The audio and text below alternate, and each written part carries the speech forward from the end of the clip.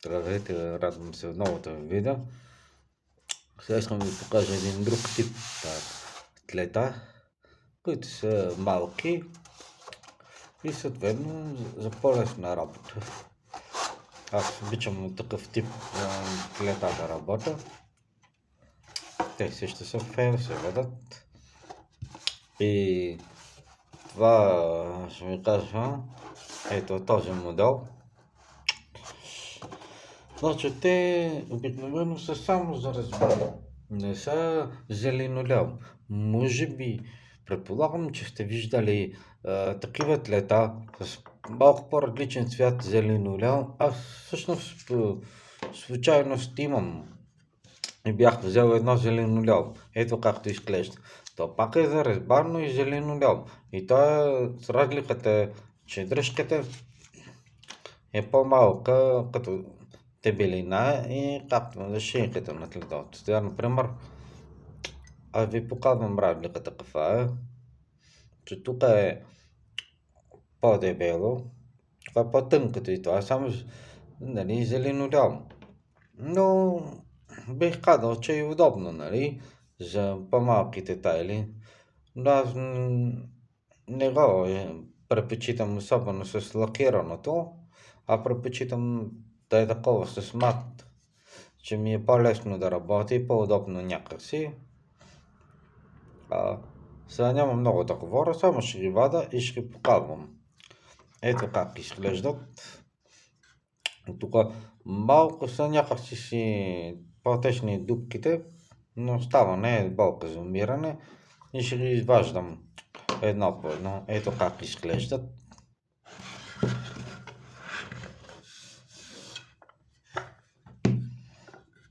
Хубав брезов шперклад. Тук е добре щампавано. При мен е синьо, тук е черно. С другия комплект. Сега ще ги извадиме и ще ги оглеждаме. Така че няма да говоря, само ще ги вада и ще ги гледаме.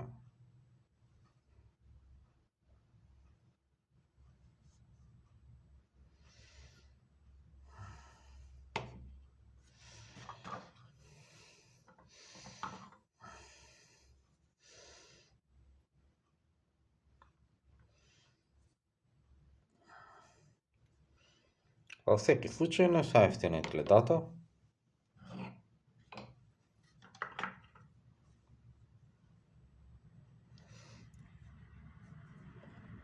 Пак повтарям, че те конкретно не са за линолеум, а само за дърворезба.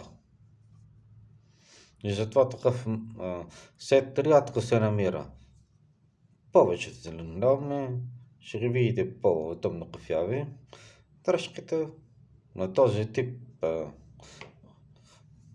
по-трудно, защото няма много кой да ги купува. Пазарът е малък, особен и така че вие ако сте решили да се занимавате с дърворезба, трябва да си имате ясно съзнание, че трябва да си намерите ниша, нали, за която да работите. Избирате си едно направление и по него си работите. Някои работят реставрация на мебели, някои правят копия на стари мебели, то не е точно реставрация. Някои се занимават да правят изкуство. Всичко обаче последните години стана много комерциализирано. Навсякъде е залято от ефтина китайска мануфактура. И вече тлетата са така, каже речи, са по-достъпни. Но в тези години, началото на 2000-та и в края на 90-те години на 20 век, беше някакси малко по-трудно да се здобие човек с тези неща. Защото по простата причина, че нищо не се внасяше тогава в България. И беше много нещо да имаш едно от тези лета. И най-вече на фейл. Ето, това е последното тлето. То е двустранно заточено, обаче не съм фен на този тип заточване. Аз се предпочитам едностранното. Но има и такъв едностранни имат такъв тип, мисля, че в един от каталожите им. Но явно стандартно ги слагат на всичките. Не знам защо. Но ще кажа, харесват ми, не съм ги пробвал. Като започна да работя с тях, ще кажа какво е като усещане, но като усещане нямат така вид на ефтини тлета. Първото нещо, което ми направи впечатление, че тук имат някакси, или в менка ме затегнато, тук като ли че е ударено имат тук на почти всичките така тлета. Ето, виждате ли този белег? И аз започнах да ги търся тук, да. Ето този белег. Не знам дали ще го видите. Той трябва да се откроява. Ето. Сякаш или е с пила минато, или просто според мен е захванато